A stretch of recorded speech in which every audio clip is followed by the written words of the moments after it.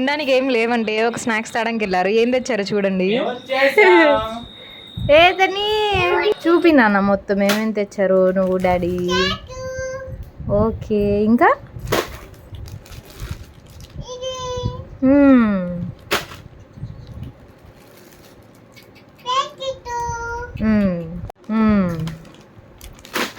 ఏంతని ఇన్ని తీసుకొచ్చారు. షాప్ ఏమైనా పెడదామా? ఇంకేమున్నాయి? అబ్బో ఆ మమ్మీకి ఇష్టం కదా.